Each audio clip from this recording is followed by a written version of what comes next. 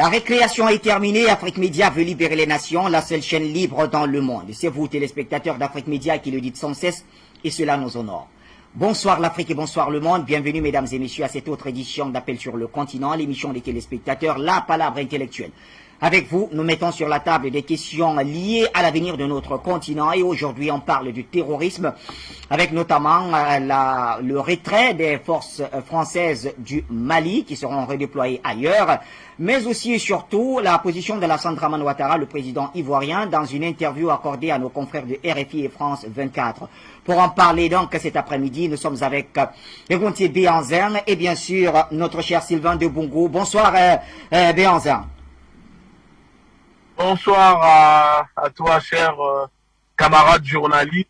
Salutations à la communauté, aux téléspectateurs, au peuple du monde et au peuple africain. Désolé pour le décor, parce que là, je suis dans les circulations et étant donné la bonne nouvelle, on n'a pas le temps de se préparer, d'être à la maison. De vous avoir, quelles que soient les circonstances, vous répondez toujours présent à nos invitations. Merci de fait, Béhanzin Egonti. Et bien sûr, Sylvain de Bongo, un habitué également de nos plateaux. Bonsoir, Sylvain. Bonsoir, bonsoir, bonsoir et bonsoir à toute l'Afrique. Bonsoir à Afrique Média, surtout cette télévision, une fois de plus, qui libère l'Afrique et qui vraiment participe réellement à l'éveil de la conscience des jeunes Africains et des Africains. Et cette télévision qui vraiment doit être soutenue, nous le disons toujours, qui se bat contre toutes les télévisions classiques qui veulent nous piéger, en tout cas qui fait son bon chemin. Merci une fois de plus de m'avoir invité. Et pour nous, eh bien, je vous proposais, messieurs, pour ne rien inventer, d'aller écouter Alassane Dramane Ouattara. C'est le président de la Côte d'Ivoire. Il s'exprimait sur la situation dans la sous-région, la situation également de son pays, la Côte d'Ivoire. On parlait là, par exemple, du retrait des soldats français au Mali. Il a également évoqué la situation des autres pays tels que le Burkina ou la Guinée, mais aussi et surtout son troisième mandat qu'il estime ne pas en être un troisième, mais le premier de la Troisième République. En tout cas, on va l'écouter et on revient juste après. Monsieur le Président, bonjour. Bonjour. Avec moi pour cette interview, Christophe Boisbouvier de RFI. Monsieur le Président, bonjour. Merci. Monsieur le Président, après 9 ans, la France a décidé de se retirer militairement du Mali, au moment même où la menace djihadiste s'étend. Alors une question simple, est-ce un constat d'échec ? Non, je ne pense pas. La France a pris une décision par rapport à la situation au Mali, mais elle ne se retire pas du Sahel.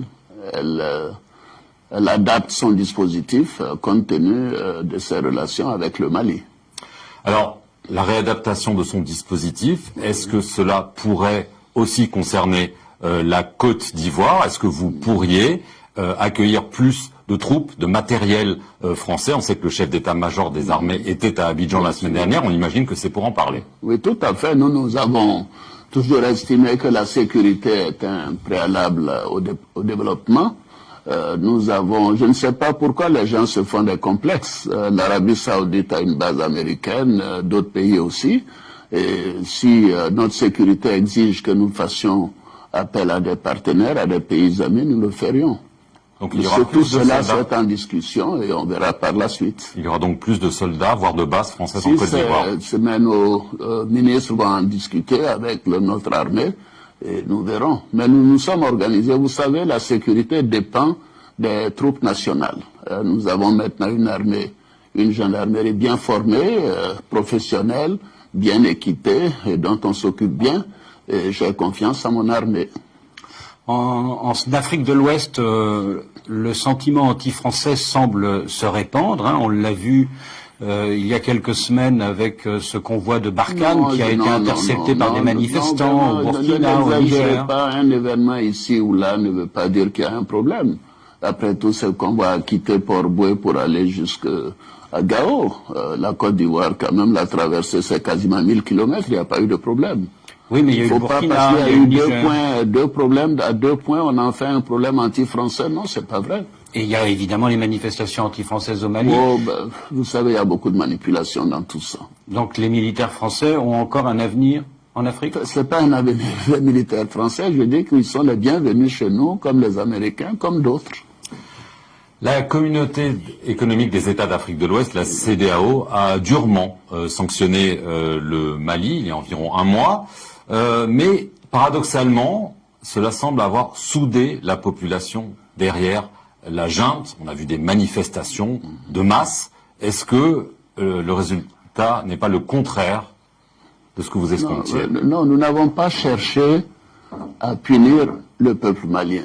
Le peuple malien est un peuple frère. La CEDEAO a des règles. Ces décisions ont été prises à l'unanimité. Moi, je l'ai dit, j'en suis malheureux. Parce qu'en réalité, nous ne voulons pas que le peuple malien ait des périodes de souffrance aussi graves. Il y aura des pénuries, il y aura des difficultés. Nous attendons tout simplement que le gouvernement, la junte malienne, nous propose un calendrier raisonnable et que graduellement nous puissions lever les sanctions comme l'exigent les textes de la CEDEAO.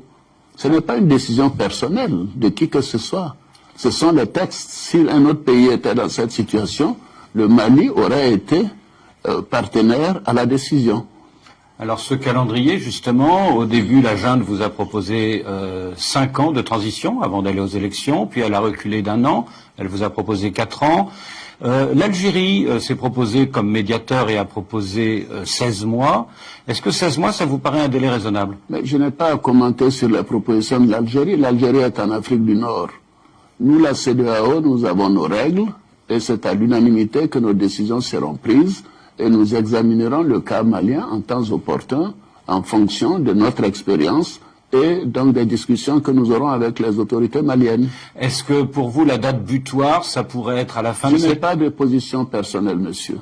Aucune décision personnelle. Je ne suis pas président de la CEDEAO. C'est le Ghanéen, mon ami Nana Akufo-Addo. Nous allons sans doute avoir une autre réunion au mois de mars pour examiner la situation. Nous voulons que ces sanctions soient levées le plus tôt possible parce que le peuple malien ne mérite pas cette situation d'embargo. Mais en tout cas, ça ne peut pas durer 4 ans, quoi. Mais non, mais écoutez, 4 ans, c'est quand même la durée d'un mandat au Ghana ou au Nigeria. Vous conviendrez avec moi, ce n'est pas raisonnable. Je demande à mes frères maliens de faire un effort, de rentrer dans les rangs, comme l'exigent les règles de la CEDEAO. Nous les avons aidés, ils le savent. J'ai été en contact permanent avec le colonel Assimi Goïta. Il m'a envoyé des émissaires avant chaque sommet. Nous avons fait ce que nous avons pu, mais ne pouvons pas faire plus. Parce que les règles de la CEDEAO sont là et il faut les appliquer. Vous vous êtes parlé directement avec... Mais on se parle souvent, tout le temps, comme avec le colonel Doumbouya, comme avec les autres, le colonel Damiba. Moi, je suis en contact avec tout le monde. Nous sommes un pays de dialogue, la Côte d'Ivoire. Monsieur le Président, depuis environ une semaine, circule sur les réseaux sociaux un enregistrement d'une prétendue conversation entre l'ex-premier ministre du Mali, Boubou Cissé, et une personne. Certains ont reconnu votre voix. On entend des critiques sur la junte malienne. Alors une question toute simple. Oui. Est-ce que cette conversation est authentique? Est-ce que c'est vous avec peut-être vous? il faudrait me la faire écouter, comme ça je pourrais vous le dire. Elle a beaucoup circulé et on a... Vous savez, moi je ne suis pas un adepte des réseaux sociaux. Hein. C'était quand ça? Il y a environ une semaine. Bon, mais envoyez-le-moi, je pourrais vous répondre. Parce que... Moi je parle à tout le monde. À Boubou Cissé, à Boubé Maïga, à Sini Goïta, tout le monde. Parce que je trouve que c'est comme ça que nous allons arriver à les rapprocher et à sortir de cette situation. Parce que c'est mais les autorités maliennes savent que j'ai la plus grande considération pour elles. Parce que dans cette conversation, justement, à propos de considération, on vous entend les critiquer en parlant d'idiots, de malades, voilà. Donc c'est pour ça que ça fait un petit peu scandale, Monsieur le Président. Les nouvelles technologies peuvent faire beaucoup de choses. Hein.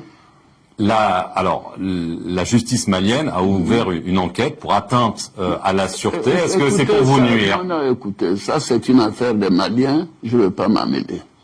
Est-ce que l'arrivée éventuelle quand même de combattants et de paramilitaires russes dans le pays voisin qu'est le Mali, ça risque de vous inquiéter ou pas? Nous avons dit clairement au niveau de la CEDEAO que nous sommes contre l'utilisation de personnes non étatiques dans nos pays.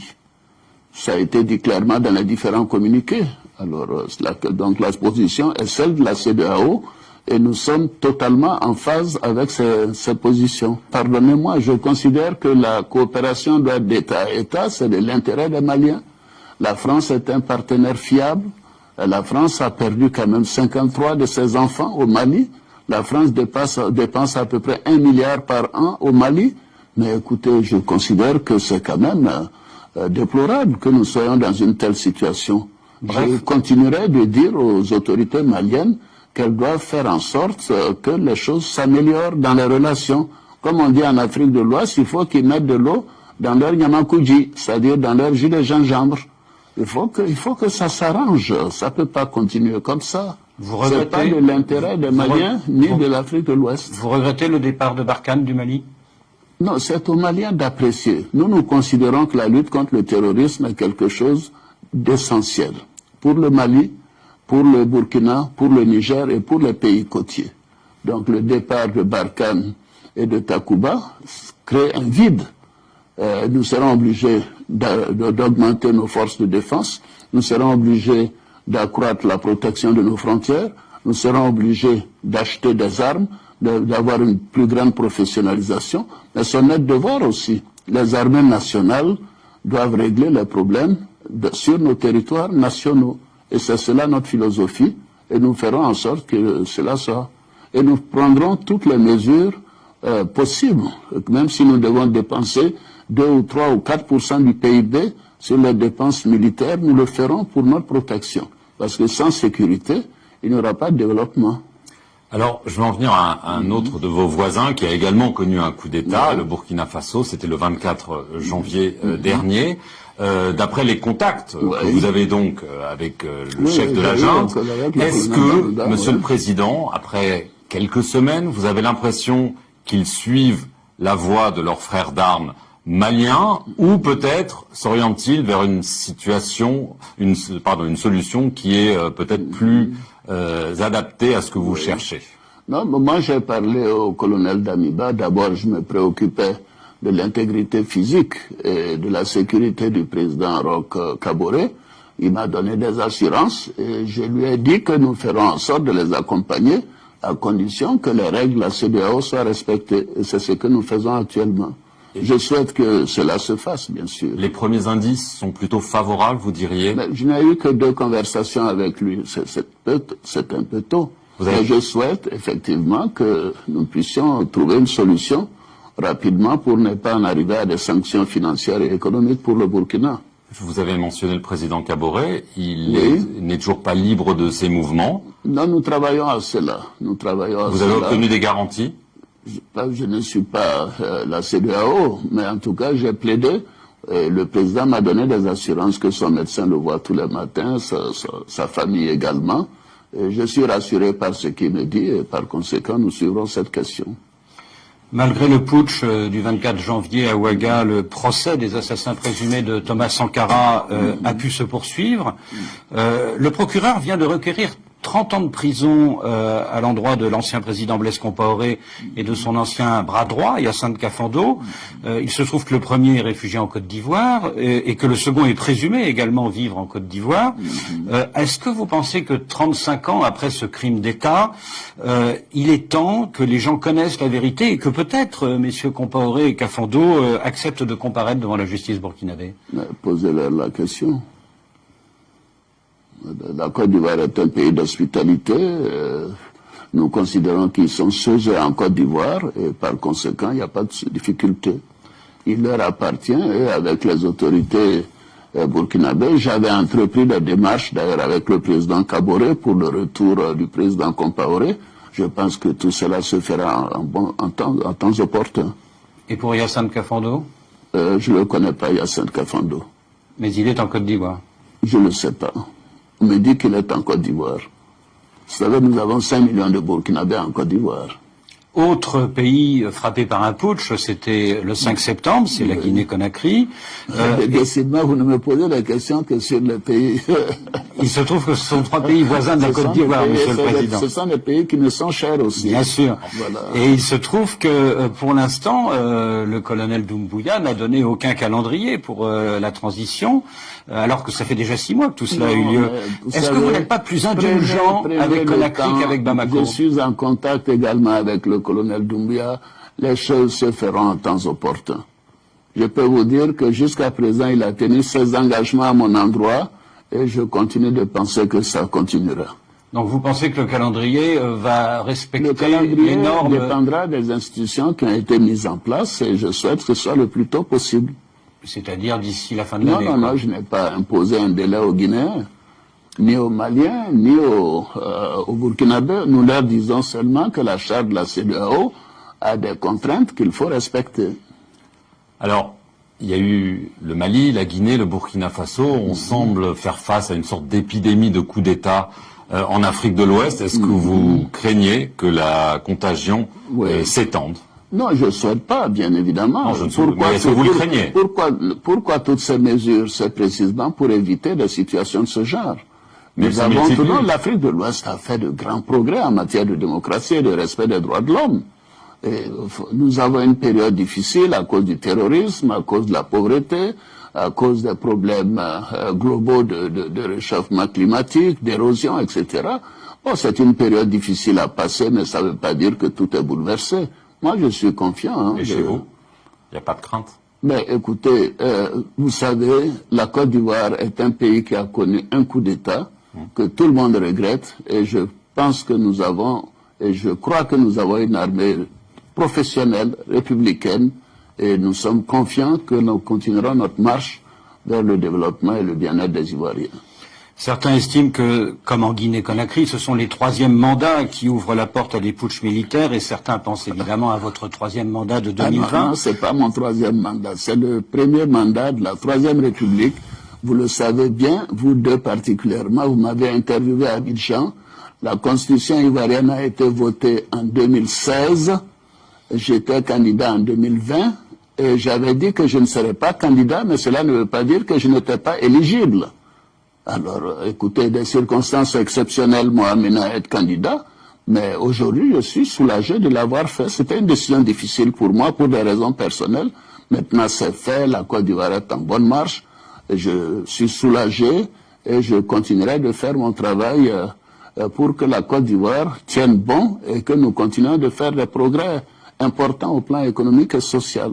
Et est-ce que de nouvelles circonstances exceptionnelles pourraient vous conduire à être à nouveau candidat en 2025? Les circonstances exceptionnelles se posent exceptionnellement, cher monsieur. Ben, donc, en ce qui me concerne, tout le monde sait quelle était ma décision. Je l'ai annoncé au mois de mars pour des élections qui devaient avoir lieu en septembre. Alors donc, j'ai pas de problème à me faire. Vous savez, j'occupais quand même des fonctions importantes avant de rentrer en politique. Hein. Je ne suis pas à la recherche d'un job à 80 ans. Donc en 2025, vous ne serez plus candidat? Non, écoutez, laissez tomber cela. En 2025, nous verrons bien. Les Ivoiriens choisiront qui ils veulent.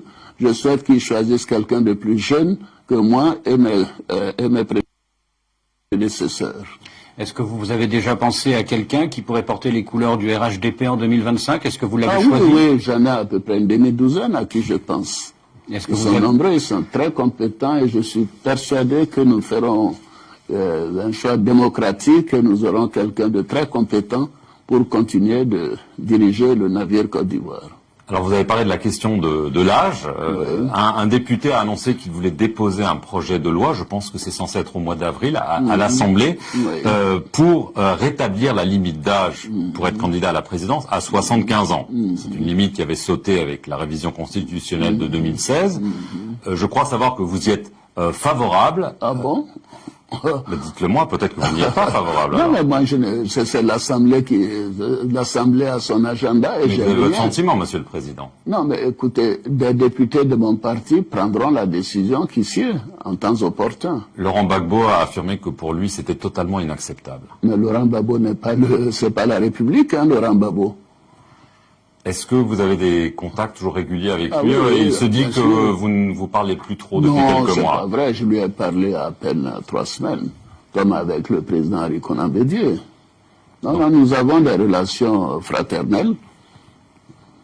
Au nom de cette réconciliation et de cette fraternité ivoirienne que vous dites, est-ce que, après Laurent Gbagbo, Charles Blé Goudé et pourquoi pas Guillaume Soro pourraient rentrer à leur tour en Côte d'Ivoire? Mais qui demande à la justice? Je suis pas le juge, moi. Vous parlez pour les deux ou plutôt Non, particulièrement? non, mais je n'ai pas d'opinion sur l'un ou sur l'autre. Ils ont des dossiers en cours ou des dossiers qui sont devant la justice qui règlent ces problèmes administratifs et judiciaires. Merci, Monsieur le Président, Voilà. de nous avoir accordé cet entretien. Merci. Voilà, merci donc à notre chère réalisation qui nous a partagé cet élément de nos confrères de RFI et de France 24. Et bien sûr, nous accueillons sur le plateau Bamidou Fouchada, leader de la convergence panafricaine qui est avec nous ce soir. Bonsoir Christian Bamidou Fouchada. Bonsoir Bachir Ladane. C'est toujours un plaisir pour nous d'être sur un plateau que vous animez. Et c'est le lieu pour nous de saluer chaleureusement les vives populations de l'Afrique engagées pour la renaissance et la fin de la néocolonisation, comme c'est le cas au Mali et dans d'autres pays où on sent des pulsations fortes pour rompre ce cordon ombilical de dépendance vis-à-vis du néocolonialisme. Je voudrais aussi saluer la vaillante équipe d'Afrique Média ainsi que tous ses dirigeants pour le travail abattu depuis près d'une décennie déjà pour le réveil et la conscientisation des peuples africains en vue du triomphe de cette bataille que nous menons avec acharnement depuis tout ce temps. Merci d'être là, Christian Bamidou Fouchada. Avant vous, j'avais déjà introduit Béhanzin Yegounti et Sylvain de Bourou, avec qui je vais d'ailleurs commencer, pourquoi pas. Sylvain de Bourou, comment vous appréciez cette interview du président Alassane Dramane Ouattara? Il a parlé de beaucoup de choses, on va y revenir peut-être dans les détails tout à l'heure, mais de manière générale. Merci au frère qui vient de nous rejoindre. Ce discours de Alassane Dramane Ouattara, sans toute l'arrogance et la suffisance que ce personnage traîne avec lui, et cela ne nous surprend pas, c'est à l'image de ses patrons de l'Élysée. Alassane Dramane Ouattara fuit des questions, Alassane Dramane Ouattara parle d'autres Ivoiriens, comme quoi, par exemple, Laurent Gbagbo n'est pas la République, au lieu de répondre aux questions, il a vraiment parlé beaucoup de choses, comme vous l'avez dit. C'est un foutoir, donc nous allons dans les détails. Je pense que nous allons être plus clairs et plus pointilleux pour parler de ce discours-là. Sinon, en gros, Alassane Dramane Ouattara ne nous surprend pas du tout. Il ne respecte personne et je ne sais pas pourquoi ces journalistes, bon, comme ils mangent toujours ensemble, ils les invitent, sont allés lui donner cette interview parce que c'est une interview qui met même le feu dans son assiette, Alassane Dramane Ouattara.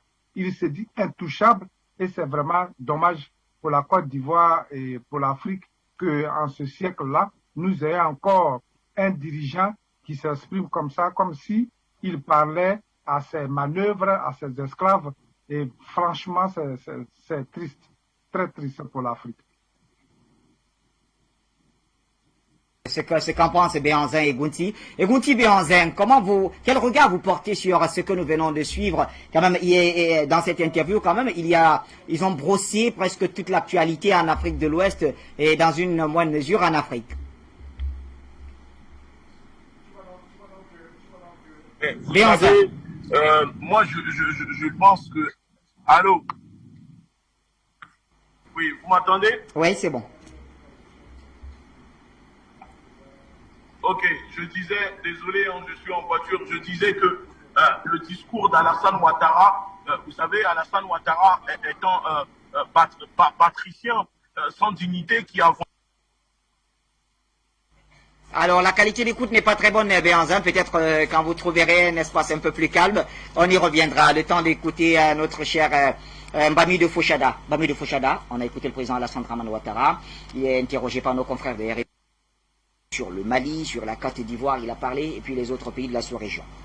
Oui, nous l'avons écouté et nous pouvons dire que c'est une très belle opération de polissage qui lui a été offerte par vos confrères de France 24 et RFI, qui sont les médias à la solde de la cause de l'Élysée ou du Quai d'Orsay, et qui servent les besoins de la cause. Et cette opération de polissage devrait permettre à Alassane Ouattara de se blanchir par rapport à cette question d'écoute téléphonique dont la justice malienne s'est saisie, cette fameuse conversation dont il a, voilà, donc, oui, justement parce que il dit qu'il n'a pas écouté. Oui, il n'a pas écouté, pas un adepte des réseaux mais il ne dit pas qu'il n'a pas parlé avec Boubou Cissé, il parle avec tout le monde, y compris, voilà, comme il dit. Mais alors, peut-on se fier au dit d'un tel homme? Parce que se fier au dit d'un tel homme, c'est s'asseoir en face à face avec une belle de nuit qui vend ses charmes et entériner le fait qu'elle vous dit qu'elle est vierge. Nous regardez de qui il s'agit. L'homme politique qui n'a pas de parole, comme le disait le président Gbagbo. Un homme politique qui est capable de revenir sur ses dires moins de 3 heures de temps après. En 24 heures, il peut vous sortir 2 versions d'un même fait. Donc, c'est tout ça Alassane Ouattara. Ça ne peut qu'étonner ceux qui ne connaissent pas l'homme, dont la vie est jonchée de zones d'ombre. On devrait se poser la question ici s'il est burkinabé ou s'il est ivoirien. Déjà pour rafraîchir la mémoire à un certain nombre de personnes. Quand il dit que dans son pays, la Côte d'Ivoire, il y a 5 millions de burkinabés. Oui. 5 millions de burkinabés, y compris lui ou pas.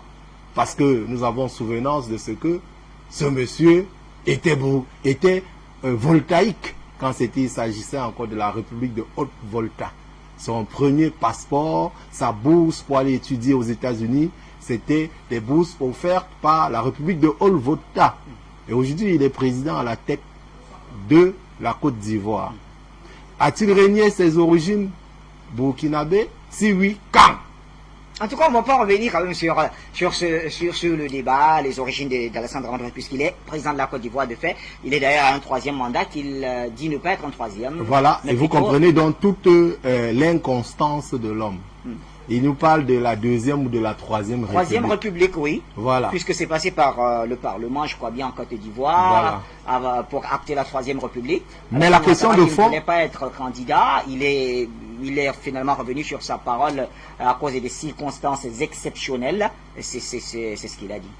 Bon, des circonstances exceptionnelles qui ne peuvent être retenues que pour M. Alassane Ouattara en Afrique et un certain nombre de sous-préfets à la solde de la cause de la néocolonisation, bien entendu. Nous devons dénoncer cela. Nous devons dire non, non à ce genre d'imposture. Nous devons donner la possibilité et laisser la possibilité au peuple d'Afrique de pouvoir choisir et déterminer eux-mêmes leur destin. C'est de ça qu'il s'agit, parce qu'il ne faudrait pas que des individus, permettez-moi le terme, des hommes qui n'ont rien à apporter à l'Afrique, comme ce Alassane Ouattara, puissent continuer à nous tirer vers le bas. L'Afrique de demain devrait se construire. N'apporte-t-il pas des choses à l'Afrique? Puisque ce matin encore, j'écoutais les économistes dire que la Côte d'Ivoire a réintégré le top 10 des économies africaines. N'est-ce pas quelque chose à son actif? Il y a les discours et il y a la réalité sur le terrain. Oui. Vous pouvez se connaître ce qui se passe même dans votre pays, le Cameroun, parfois par rapport à certains projets qu'on veut évaluer ou qu'on présente comme déjà réalisés, alors qu'ils ne sont jamais réalisés. Il y a les rapports qui sont pondus par le FMI, la Banque mondiale, qui n'ont rien à voir avec la réalité sur le terrain. Donc, on ne devrait pas se fier à tout cela. Aveuglement, Monsieur Bachir Ladan, chers téléspectateurs d'Afrique Média, chers Africains conscients qui nous regardez ce soir, on devrait prendre avec beaucoup de pincettes un certain nombre de choses qu'on nous rabâche qu'on vulgarise, qu'on passe le temps à vouloir nous matraquer les cerveaux avec cela. La Côte d'Ivoire n'est pas si bien placée, si bien lotie qu'on veut nous faire comprendre. Pour la petite histoire, il y a la CAN qui vient de se passer, mais vous savez qu'en Côte d'Ivoire, il n'y a aucun stade qui est homologué, qui sont aux normes de la FIFA aujourd'hui. Par exemple, ils y travaillent, mais pour le moment, malgré les prouesses, malgré les promesses électorales de 2010, on voit que la Côte d'Ivoire n'a pas eu une avancée, rien que sur ce petit plan-là. Voilà. On y revient. Je reviens à vous, Christian Bami de Fouchada, je reviens à vous. Je crois qu'avec Béhanzin, on est déjà dans une position qui permet à Béhanzin de s'exprimer. Béhanzin, c'est le cas, vous avez la parole. Oui, donc désolé à cause de la connexion. Je disais que Alassane Ouattara est un batracien sans dignité qui a vendu la Côte d'Ivoire et les Ivoiriens aux usuriers internationaux comme la Banque mondiale, le FMI, etc. Pour moi, son discours est vide et creux, un discours à l'image de sa politique berlue qui sert les intérêts de ses maîtres élyséens, mais surtout pas les Ivoiriens. Parce que quand on regarde et quand on écoute le discours de monsieur Ouattara, que je surnomme le tyran du Cocody, on voit clairement qu'il est déconnecté de la réalité, que ce monsieur ne vit plus dans le même monde que nous. Un discours vraisemblablement peut-être écrit par un conseiller de Macron pour polisser au fait son image, le tout interrogé par ses amis journalistes, parce que monsieur Bouvier, ou je sais pas comment il s'appelle, n'oublions pas que c'est lui qui déjeune avec Ouattara pendant les campagnes présidentielles, quand on coupait des têtes des Ivoiriens pour jouer au ballon avec là-bas en Côte d'Ivoire à Abidjan. Ouattara n'a jamais dit un mot. Donc, quand on voit Ouattara venir ici nous parler de justice, se positionner comme l'homme de la justice, alors que Ouattara a quand même fait déverser des terroristes armés sur la Côte d'Ivoire qui ont tué des milliers d'Ivoiriens, et Ouattara n'a jamais traîné qui que ce soit en justice, et que même la CPI demande à ce que des proches de Ouattara puissent être interrogés. Là, Ouattara refuse. C'est ce monsieur qui a quand même menacé de se retirer de la justice sous-régionale parce que il y avait des enquêtes contre lui. Il refuse. Il dit que, par exemple, que Blaise Compaoré est en Côte d'Ivoire parce que la Côte d'Ivoire est très accueillante et accueille tout le monde.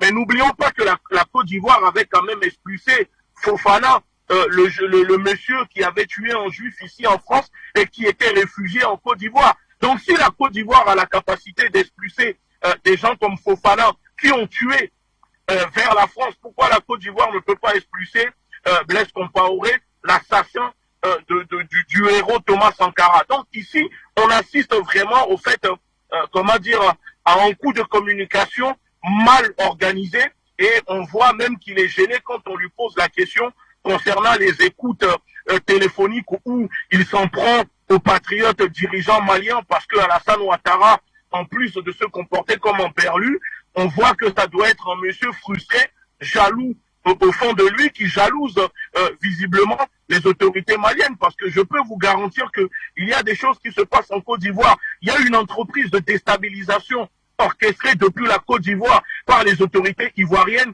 contre les autorités maliennes pour déstabiliser Goïta au pouvoir. Donc je dis encore une fois que Alassane Ouattara doit réfléchir. Alassane Ouattara doit comprendre que le peuple ivoirien, le peuple africain, le monde entier aujourd'hui ne croit plus au discours de ces politiciens vendus, le discours de ces Rundarak, les commandeurs de plantation qui sont les pays africains, ces camps de concentration à l'échelle continentale.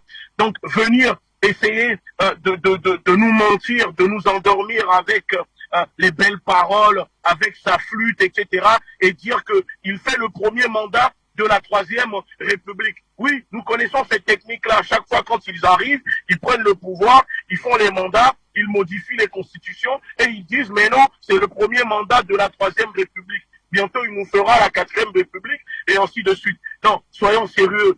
L'Afrique a besoin de présidents fougueux, jeunes, et qui arrivent à comprendre les problématiques des populations africaines. Ouattara ne représente pas du tout le peuple africain, ni la jeunesse africaine. La Côte d'Ivoire, et je finis en disant, il parle de développement, Mais n'oublions pas que la Côte d'Ivoire vient d'être placée dans la liste des pays très pauvres endettés par la PPTE. Donc c'est bien beau de dire que la Côte d'Ivoire est classée dans le top 10 des pays africains, mais la Banque mondiale vient de mettre la Côte d'Ivoire sur la liste des pays très pauvres et très endettés. La réalité, elle est là. Ouattara a endetté la Côte d'Ivoire, les Ivoiriens à vie, pour faire plaisir aux néolibéraux, aux usuriers, la Banque mondiale et le FMI, et c'est les Ivoiriens qui en paieront les prix cassés, et ça doit cesser. C'est Sylvain de Bougou. Je reviens à vous en faisant du cas par cas. Alassane Dramane Ouattara, le président ivoirien, parlait dans cet entretien du Mali et il estime que le départ de Barkhane et de Takuba va créer un vide au Mali. Alors, en quoi ce départ de Barkhane du Mali serait-il dangereux pour le Mali et la sous-région? Oui, je dirais que vous me volez ma question. Bon, moi, personnellement, je me dis, quand il parle de vide, le vide, c'est pour qui? Le vide répond au nom de qui? Le vide dans l'intérêt de qui? Par rapport à quoi? Les Maliens ont décidé de prendre leur destinée en main. Et donc, Alassane Dramane Ouattara, pour moi, comme je le disais tout à l'heure, ne me surprend pas. Il parle au nom de la France. Il parle au nom de cette boîte vide de la CEDEAO. Et c'est ce qu'il fait. Pour montrer à ses patrons français et à ses collègues corrompus de la CEDEAO et à cette boîte vide même appelée CEDEAO que lui, Alassane Dramane Ouattara, il a encore du tonus. Il peut parler, il peut dire tout ce qu'il veut, il peut juger les Maliens. Mais Alassane Dramane Ouattara, je pense, ne connaît ni les Ivoiriens, même s'il est en train de diriger la Côte d'Ivoire grâce au Kalachnikov et aux bombes de la France, mais il ne connaît même pas le peuple français. Alassane Dramane Ouattara est un commerçant. Donc, il ne peut pas décider à la place des Maliens. Et il dit qu'il est prêt, vous l'avez entendu, il est prêt à accueillir plus de Français, plus de forces françaises. Et moi, je profite pour dire aux Maliens, aux dirigeants maliens, que je refuse d'appeler une junte, mais aux dirigeants maliens, parce que Dramane Ouattara, lui, il est un nazi noir. Lui, il est un nazi. Donc, aux dirigeants maliens, j'ai dit d'être très vigilants, parce que le 43e bâtiment qui est en Côte d'Ivoire peut toujours les emmerder, peut toujours attaquer le Mali. Parce que la France n'est pas prête à avaler cette pilule très amère. La France ne peut pas. Autant Sékou Touré avait dit non à De Gaulle et De Gaulle avait tout démantelé en Guinée, autant les Maliens, à travers Goïta, viennent de dire non à la France, de prendre ses clics et claques et partir. Et donc la France n'est pas prête à avaler cette pilule-là, très amère et avec joie. Vous comprenez que c'est au Mali, l'uranium, c'est au Mali, la grande partie de l'or et du diamant français. Il n'a pas de diamant. Donc, comprenez cela. Oh merde, tu m'appelles. Non, je te dis non, ne m'appelle pas, non. Merde. C'est ça les aléas du direct, c'est pas grave, on revient à vous dès que c'est possible. Christian Bami de Fouchada, la France qui quitte le Mali, et donc Barkhane et Takuba, et finalement, Alassane Ouattara estime quand même que cela va créer un vide, et donc ça pourrait être dangereux pour la sous-région. Un vide qui ne sera pas dangereux réellement pour la sous-région si on tient compte des intérêts des peuples africains et des populations du Sahel. Mais un vide qui sera néfaste et contre-productif pour la propension néocolonialiste des Français et de leurs affidés dans le Sahel. Et un vide qui sera salutaire pour la renaissance panafricaine avec cette volonté de libération et d'autonomie réelle des pays africains vis-à-vis de la France. Parce que là, on ne peut pas être autonome, on ne peut pas user pleinement de son indépendance quand une partie de son territoire est occupée par des forces étrangères comme la France. Bon, ok, parlons du bilan de cette France en 10 ans au Mali, 9 ans ou 10 ans au Mali, on peut dire 10 ans. Bon, ok, Est-ce que on a mis fin au terrorisme? Non. Évidemment, c'est non. On n'a jamais pu mettre fin au terrorisme. C'est un peu, on devrait se poser la question, ou même s'interroger sur la nécessité de la présence de toutes ces forces étrangères ou d'occupation dans un certain nombre de pays africains, en prenant le cas même sur le Congo, avec la mission de l'ONU là-bas depuis 1960, et de regarder le bien fondé, le résultat, et de poser la question, est-ce que ces gens-là arrivent à pacifier le pays? Et à interroger la RCA, le cas de la RCA, et voir que finalement c'est les forces, c'est comment, je sais pas comment M. Ouattara l'a qualifié tout à l'heure, il dit des non étatiques, la coopération non étatique, mais c'est les forces de Wagner, russes, de Wagner, qui arrivent à aider le gouvernement centrafricain à pacifier le pays, à remettre un peu de l'ordre. Les autorités centrafricaines n'ont jamais parlé de Wagner, donc ils traitent avec l'État russe. Voilà. Oui, voilà. Bon, pour le dire que si on doit abonder dans leur sens, parce que tous leurs problèmes, ils ont de l'urticaire, parce que on se dit que les autorités maliennes sont prêtes à traiter avec les Russes pour pouvoir défendre et pacifier leur territoire, mettre de l'ordre à leurs frontières et neutraliser toutes les bandes terroristes qui sont même enfantées par la politique française dans cette région pour les besoins du cours, c'est-à-dire l'exploitation des richesses de ce terroir. Donc, le vide, M. Bachir, Oui. le vide au Mali ne peut que profiter aux Maliens, ne peut que profiter aux populations africaines qui vont commencer à dire maintenant la récréation est terminée. Nous avons vu comment les soldats français se comportent en Côte d'Ivoire comme en terrain conquis. Nous avons des vidéos lors des contrôles routiers, comment ils se permettent de brutaliser des populations africaines chez eux. Pourtant, ce n'est pas, la réciproque ne peut pas être possible en France. On ne peut pas avoir une force armée française parce que les problèmes, il y en a en France. Nous n'avons pas vu un détachement militaire du Cameroun aller en France pour aider à mettre la paix en Corse. Parce que les indépendantistes corses sont là depuis longtemps. Ils ont des choses qu'ils réclament vis-à-vis de la France. Ils veulent leur indépendance. Et il y a des émeutes à Paris.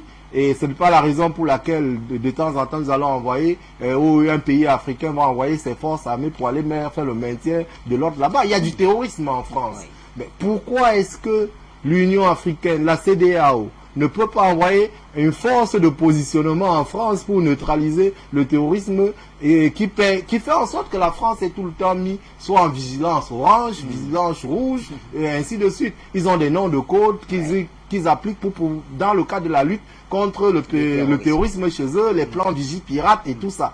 Mais vous pouvez solliciter l'aide des pays africains qui ont démontré, qui ont démontré toute leur force à pouvoir neutraliser le terrorisme chez eux. Très Parce bien. qu'en matière de terrorisme, il faut aussi le reconnaître. Vous pouvez, la France et tous ces pays, ces pays de l'Union européenne qui se disent des très grandes puissances, peuvent aussi apprendre de l'expérience positive africaine en matière de lutte contre le terrorisme. Très bien. Parce que nous sommes d'abord un continent de paix. Voilà. Merci Christian Bamid Fouchada. On retourne vers Béhanzin. Alors, Béhanzin, le retrait de la France, finalement, pourrait-elle être assimilé à un constat d'échec, tout simplement? Et puis, à écouter le président Ouattara, quand même, il n'est pas exclu que la Côte d'Ivoire héberge prochainement d'autres militaires ou voire même une nouvelle base militaire française dans le pays. Le micro, Béhanzin. Oui, je disais, désolé, je disais, ce n'est pas un constat d'échec, mais c'est l'échec et l'humiliation que vient de subir l'armée d'occupation française, parce que c'est très important de préciser l'armée d'occupation française sur les terres maliennes. Vous savez, Macron cherchait depuis un moment une excuse pour sortir par la petite porte. D'accord? Et il a réussi à trouver cette petite porte pour pouvoir fuir et prendre la poudre d'escampette du Mali, parce que Macron a compris que le Mali allait devenir le Vietnam pour l'armée d'occupation française.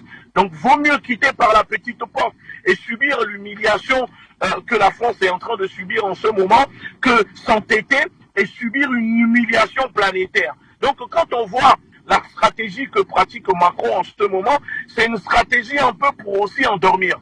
on quitte le Mali, on va se disperser dans les pays alentours comme le Nigeria, le Burkina, la Côte d'Ivoire, etc., pour mieux encercler les autorités maliennes, pour mieux encercler le Mali et continuer de piloter les attaques depuis ces pays extérieurs pour déstabiliser le Mali. Parce que la France ne peut pas venir nous parler de paix et de lutte contre le terrorisme, puisque c'est la France elle-même qui crée, qui soutient et qui forme ces groupes armés pour tenir en respect les pays africains qui en réalité n'ont pas la capacité de se défendre. Parce que si la France est là réellement pour lutter contre le terrorisme, alors nous invitons la France à faire comme elle fait en ce moment, par exemple avec l'Ukraine, où elle envoie des armes, des missiles, des drones, etc. aux Ukrainiens pour se battre contre la Grande Russie, le grand cauchemar de la France. Pourquoi la France ne fait pas la même chose? Pourquoi la France ne donne pas des missiles, des avions de chasse, des drones et des radars aux pays africains pour que les pays africains puissent se libérer et lutter contre le terrorisme? Pourquoi la France a besoin de venir installer des bases militaires sur les terres africaines? Et nous savons tous que ce n'est pas pour lutter contre le terrorisme. La France est un État paresseux, terroriste et colonialiste. Et il faut savoir que le paresseux cherchera toujours toutes les justifications possibles pour légitimer sa paresse, pour légitimer son comportement. Parce que la France joue sur la peur des Africains avec le terrorisme pour les tenir en respect, car elle pratique une politique du chaos et une politique du choc. Donc nous, on n'est plus, vous savez, des imbéciles. Peut-être il y a des Africains qui ne comprennent pas l'enjeu géostratégique et géopolitique et n'arrivent pas à lire le monde dans sa réalité, dans sa globalité. Mais je dis que le marabout qui donne la mort ne peut pas ressusciter. La France n'est pas en Afrique pour lutter contre le terrorisme. Elle fait une guerre économique pour enrichir les multinationales françaises, amies de l'usurier Macron-Poléon, et pour enrichir les comptes, les institutions ici en France, mais surtout pas pour protéger les Africains, parce que c'est elle qui déverse le terrorisme, c'est elle qui crée le terrorisme. Nous avons vu ce qu'elle a fait en Syrie, elle a fui en Syrie, elle a voulu faire tomber Bachar al-Assad en armant des terroristes, en finançant État islamique en Syrie. On ne le dit pas assez, mais la France finançait l'État islamique en Syrie. Donc comment un pays qui a détruit la Libye, qui a donné des armes aux groupes armés pour détruire le Mali, peut venir se positionner en sauveur? Moi, je ne crois pas du tout que la France a la capacité aujourd'hui de sauver le peuple africain. Parce qu'il y a du terrorisme en France. Nous vivons en France. Vous venez en France, vous allez voir. Tout est balkanisé, il y a des militaires partout, les Français ont peur, on égorge des Français ici devant des lycées. Pourquoi l'Union européenne n'envoie pas des forces spéciales des pays membres de l'Europe pour protéger la France? Pourquoi la France a besoin d'envoyer son armée au Mali, au Sahel, pour aller occuper nos terres? Nous savons que c'est pour les richesses naturelles et faire main basse sur les terres rares que possèdent les pays africains. Mais les populations sont debout et nous allons continuer à mobiliser les populations et nous disons aux populations au Bénin, au Togo, au Niger, en Côte d'Ivoire de refuser l'installation de ces bases militaires d'occupation française sur leurs terres, parce que le problème des Africains doit être réglé par les Africains. Il est temps que la France quitte le continent africain. France, get away from Africa, parce que la France est un État terroriste. Les numéros sont affichés, on va prendre quelques appels. Ces appels sur le continent, vous le savez, l'émission des téléspectateurs, on va les écouter. Puisqu'ils nous ont aussi écoutés durant un peu plus de 40 minutes déjà, eh bien, on va y aller avec ceux qui sont prêts. Allô, bonsoir au téléphone.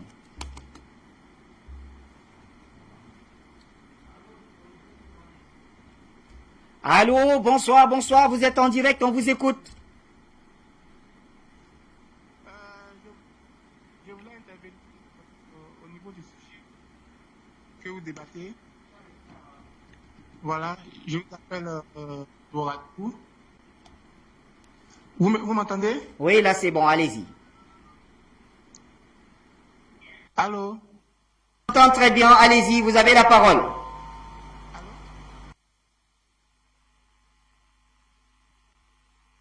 Ok, il n'y a pas de problème. Donc, c'est pour dire que en digne valet de la France, le président Draman Ouattara, dont nous connaissons tous les origines étrangères, est en train de faire son œuvre pour laquelle il a été placé par la violence en France. Donc, il a été passé par la violence par la France. Donc, il est obligé d'agir ainsi pour ne pas recevoir la visite des djihadistes sur le territoire ivoirien.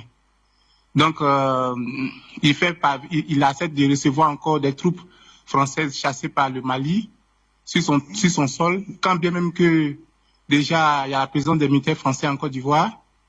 Et encore, avec tout ce qui se passe encore dans la zone sahélienne, il ne fait que soutenir l'action de la France. Mais il faut dire que les peuples africains qui ont leur dignité, qui ne veulent plus voir les laquais et les valets à la sorte de la France, ont décidé maintenant de faire entendre leur voix par les marches, par les manifestations, quand bien même qu'elles sont réprimées par ces dictateurs. Mais un jour viendra et les pays africains seront véritablement indépendants. Donc, il ne serait pas trop long, je ne vais pas trop monopoliser la parole. Je vous remercie. Pour la contribution, très cher ami, nous restons au téléphone avec Jean. Il nous appelle des États-Unis comme toujours. Jean, bonsoir.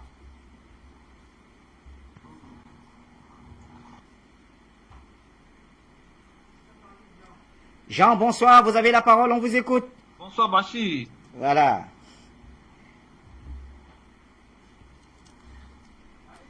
Vos invités. Je salue Béazin, Sylvain et Chada. Ça, je pense bien. Oui, Bachir, le sujet est vraiment important. Et on ne veut pas commenter ce que Ouattara dit de trop parce que nous savons que Ouattara, c'est un sataniste. Et le plan des satanistes aujourd'hui, c'est ce que nous voyons. Même au niveau des bassins, c'est qu'on sort. Voilà leur plan satanique pour détruire. Mais nous appelons les pays côtiers, comme Ouattara vient de dire, les pays du Golfe de Guinée, la population à la vigilance, à une lutte vraiment très dure vis-à-vis de la France, vis-à-vis des satanistes, ces Américains et ces Français. Bachir, le problème est sérieux. Nous voyons que nos dirigeants de l'Afrique de l'Ouest, beaucoup sont satanistes. Ils appartiennent à ce club démoniaque. Ils ne peuvent que obéir à leur plan. Mais nous sommes plus nombreux qu'eux. Et le Créateur est avec nous. Ils vont chercher à placer leurs dirigeants ou bien leurs membres à la tête de nos pays pour pouvoir aller négocier avec leur maître, Lucifer, la France. C'est ce que nous voyons. Les Macky Sall et autres. Et ces présidents-là, tous ceux qui se rendent à Paris pour coopérer à cette temps-ci, vraiment, ça blesse le cœur de l'Afrique. Ça blesse, c'est que on voit effectivement que ceux-là, ils sont dans un autre monde. Le monde de la destruction. C'est pourquoi ils ne voient pas ce que la population, nous, pauvre population, nous voyons. Donc pour cela, nous devons prendre ceci au sérieux. La population des pays côtiers du Golfe de Guinée, nous sommes plus nombreux que ces satanistes. Soyons forts. Ouattara vient de déclarer, effectivement, et étaler plutôt le plan. Il a parlé comme Jean-Luc Le Drian. Lui, vous vous souvenez, il aussi a parlé des pays du Golfe de Guinée. Dans ses interviews. Ouattara aussi vient de dire, c'est comme ça. Mais n'ayons pas peur. N'ayons pas peur. Nous sommes plus nombreux que eux. Et Dieu, le Créateur, est avec nous. Bachir, nous sommes des mortels. C'est ce qu'ils oublient. Ils n'ont qu'à aller demander comment est-ce qu'ils savent très bien comment est-ce qu'ils finissent. Mais ils persistent dans le mal parce qu'ils se sont donnés à cela. Sinon, les incongruités de Ouattara, effectivement, montrent que ceux-là sont dans un autre monde. Ils mentent aisément. Ils parlent comme si toute la population est dans la même lignée de pensée. Voilà, c'est comme ça. Et les journalistes aussi, comme eux tous, ils sont dans le même club. Vous voyez comment ceux-ci, ils lui posent les questions. C'est des bandits de grand chemin. Ces satanistes-là, Bachir, ils ne feront rien avec nous. Nous allons vaincre. Nous allons vaincre. Vigilance, Ouattara avait joué le rôle que Ofo avait joué. Mais pour lui, c'est trop flagrant. On peut pas parler d'innocence ici. Donc, nous sommes en guerre. Que Dieu vous bénisse, Bachir. N'ayez pas peur. Vigilance. Jean, vigilance, l'avez-vous dit, et on prend tout cela au sérieux. Pasteur Soa, il nous appelle depuis le Ghana comme d'habitude. Bonsoir, Pasteur Soa.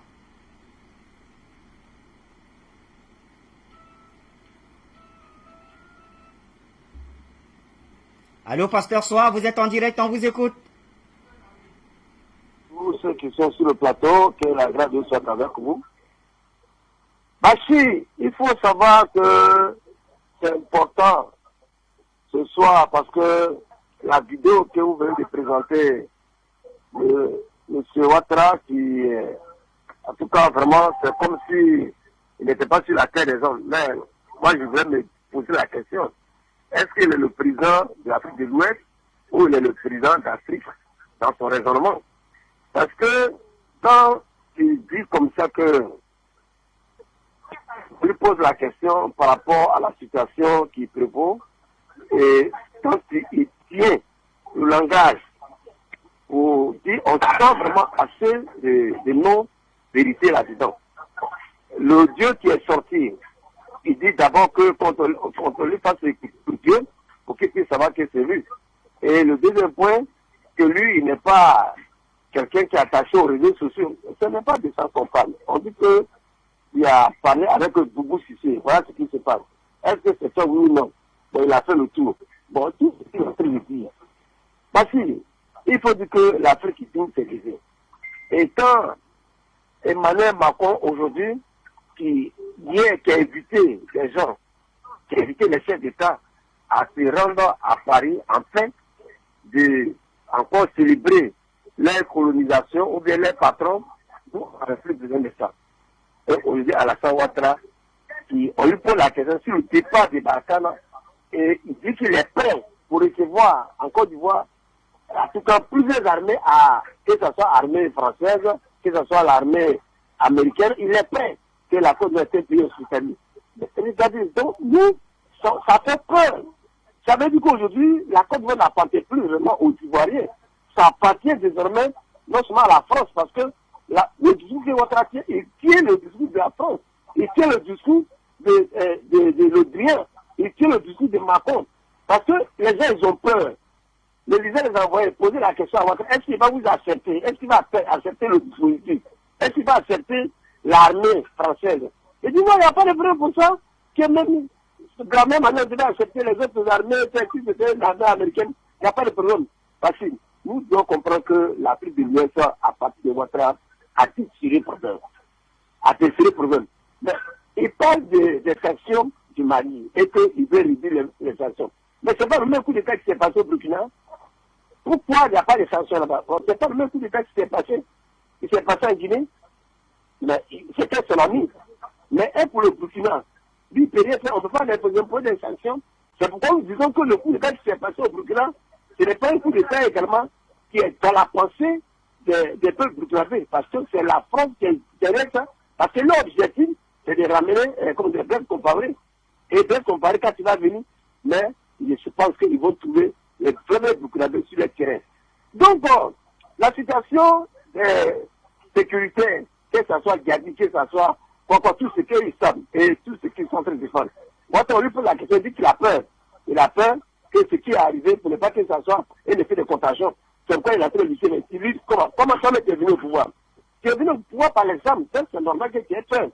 Mais quelque part, il a dit que celui qui règne par l'examen, il finira par... On y reviendra. On aura le temps encore de revenir sur ce sujet. Alors, le temps nous tient à la gorge. On va prendre 2 derniers appels et on revient faire un dernier tour de table rapidement avec nos invités. Eh bien, Lucie nous appelle. Bonsoir, Lucie. Lucie, bonsoir. Allons-y en 1 minute si c'est possible. Bonsoir à tous les invités. Vous savez, le dernier vocal entre Alassane Ouattara et Boubou Cissé, vraiment, ça les a vraiment déboussolés, quoi.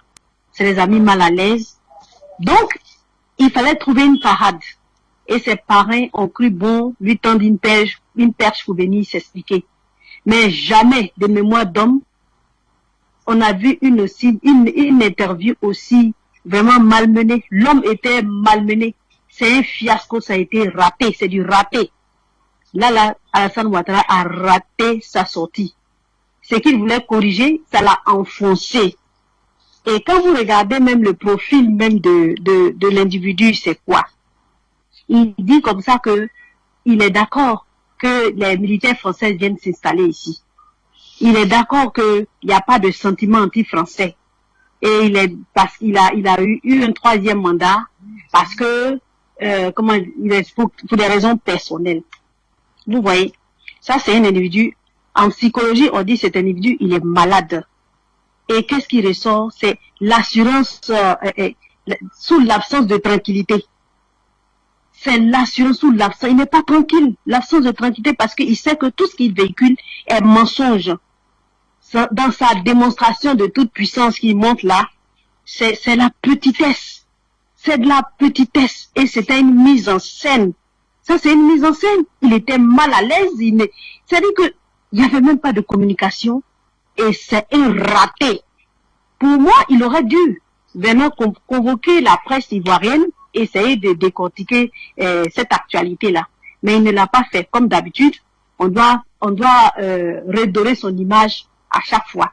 Vous savez, la sortie là, il a fait parce que ce qui se passe, comme on appelle le printemps africain qui est en train de se passer tout autour de nous là, on veut qu'ils viennent peut-être dissuader les militaires ivoiriens pour leur dire que en fait l'homme il tient encore les rênes du pouvoir, il est encore présent. Mais ce qui est ressorti, c'est la catastrophe. C'est un élan désespéré pour Draman Ouattara de se faire passer pour celui qu'il n'est pas. Un élan désespéré, on a vu quelqu'un qui est malmené par la haine, toujours dans la condescendance, dans l'arrogance, dans le mensonge. Et le président Laurent Gbagbo, parlant de lui, a dit quoi? C'est un menteur. Et ça, c'est sa marque, ça, c'est ce qui le caractérise. Donc, frères Ivoiriens, on n'a plus rien à attendre d'un tel homme. Très bien. Merci donc à Lucie qui nous appelait de la Côte d'Ivoire. Et bien sûr, un dernier appelant à l'imprison, un dernier appelant. Alors, je vois Alice, je vois Delphin également. Bon, allez, on y va. Delphin. Alors, bon, on va prendre les deux. 1 minute chacun, ok. Les deux sont déjà en attente depuis plusieurs minutes. Dame Alice, allons-y, bonsoir. Vous avez 1 minute depuis Paris.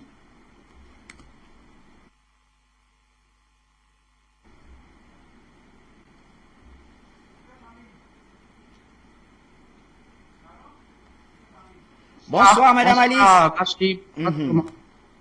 Ma sœur, Madame Cissé, a déjà tout dit.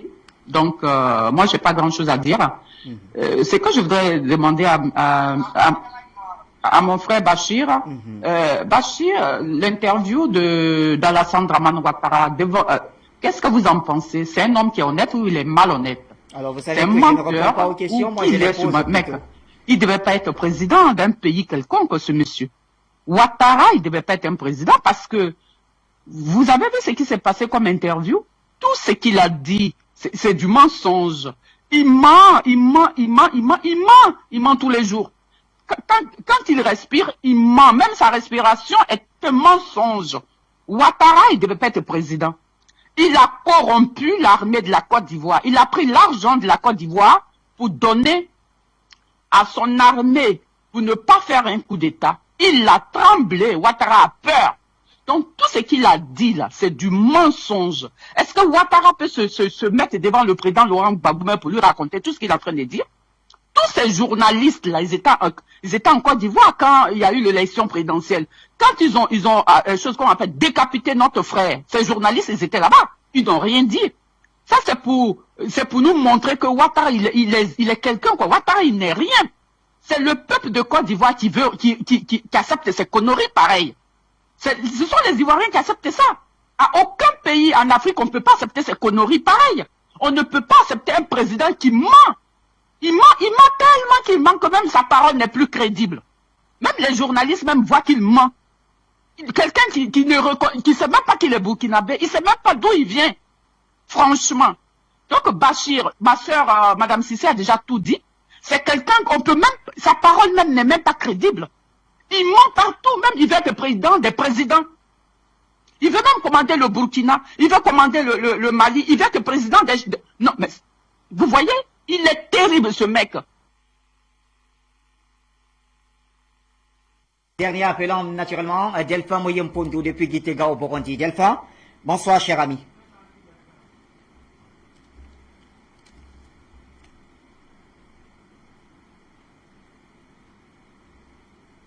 Beaucoup de choses ont été dites et des choses essentielles. Je rebondis sur les propos de ma sœur Alice qui vient de s'exprimer juste avant moi.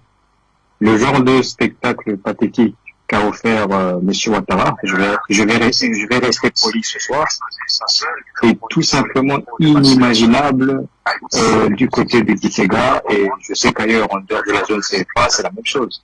De Kelsey en Éthiopie, au Mozambique, en Tanzanie, encore moins en Algérie, sont tout à fait inimaginables.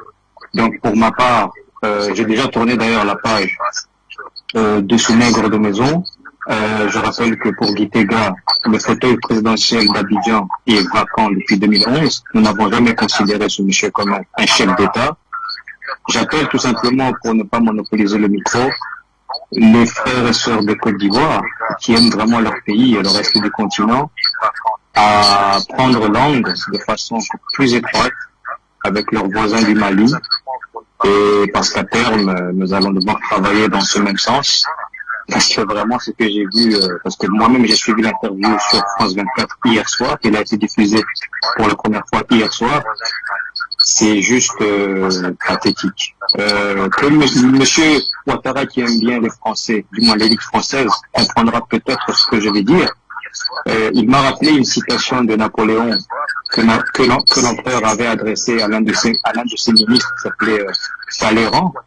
Donc Napoléon avait qualifié Talleyrand, je cite, ce ne sont pas mes mots, de merde dans un bas de soie.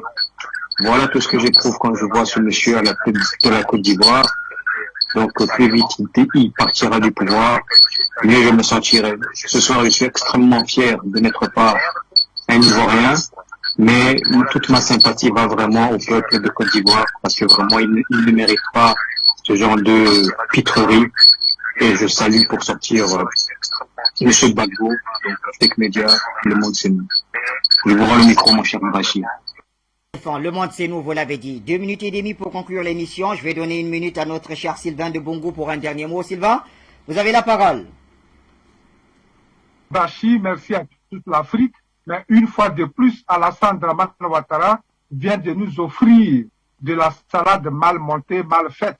Alassane Dramane Ouattara vient de s'étaler dans toute sa splendeur de menteur, en tout cas dans toute, je dirais, dans toute sa largeur d'esclave français. Alassane Dramane Ouattara vient de nous dire qu'il ment. Alassane Dramane Ouattara a quand même un service de communication dirigé par sa nièce. Et donc, lorsqu'on lui parle d'écoute, au moins, il ne peut pas dire qu'il n'avait pas vu cela.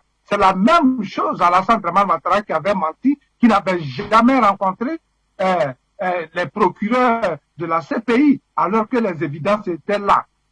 En tout cas, indéniables. Alors, Alassane Dramane Ouattara ne nous surprend plus. Il va toujours continuer dans son mensonge. Mais pour nous, le mieux, c'est qu'il soit dégagé par tous les moyens. Nous l'avons toujours dit. Et nous soutenons, en tout cas, ce genre de propos et les actions qui vont accompagner ces propos. Alassane Dramane Ouattara, c'est le mal africain. Il n'est pas simplement ivoirien et il le démontre aujourd'hui. C'est le mal, c'est le cancer de toute l'Afrique. Je vous remercie. Afrique Média, Le Monde c'est nous. Merci pour la contribution. Béanzin et Gounti, un dernier mot avant de refermer cette édition.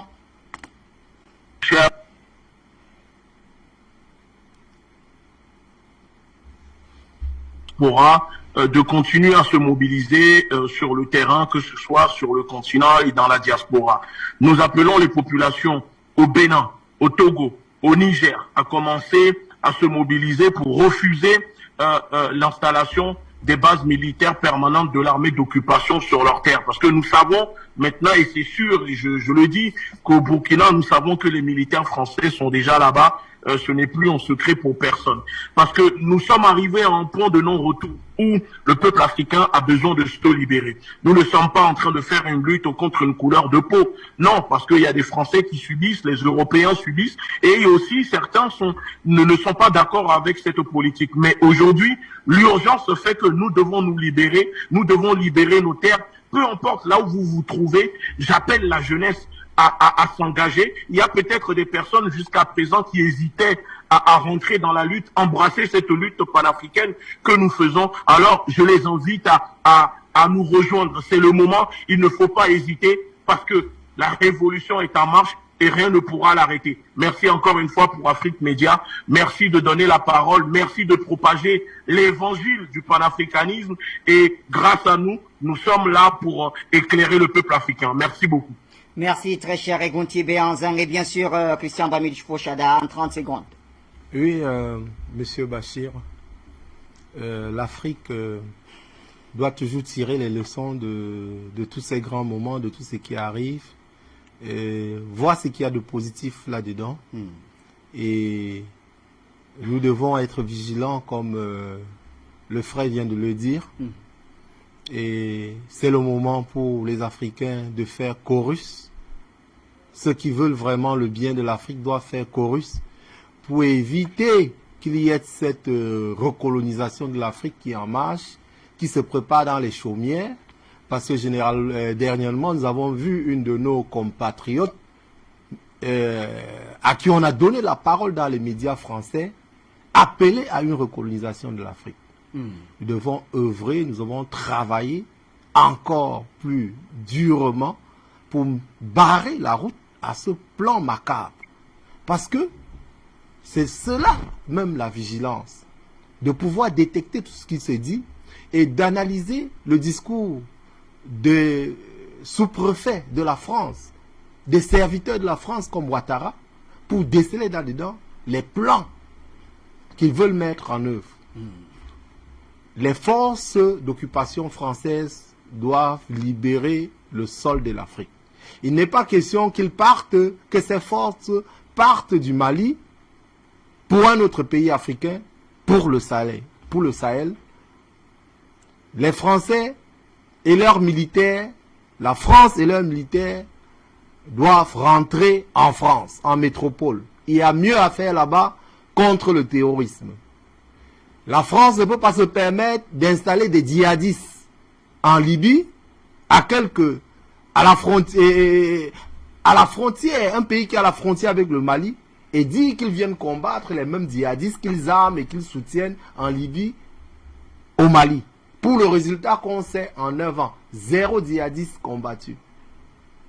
Mais alors, pendant qu'on les surprend en train de piller le sous-sol de ce même Mali, il est évident que la France n'est pas là-bas pour l'intérêt des peuples maliens. On sait que cette armée, on déplore la mort de 59 soldats français, 53 en tout cas, 53 soldats français pendant ces opérations. Mais le Mali déplore combien d'enfants tués par l'armée française pendant ces opérations. Voilà une question qu'on doit se poser. Qu'on va reprendre la parole. Merci en tout cas Christian Bamidji Fouchada, Béanzin Egunti, Sylvain Debougou et tous nos téléspectateurs. La suite des programmes sur Afrique Média, c'est bien sûr avec le journal africain. À très très bientôt.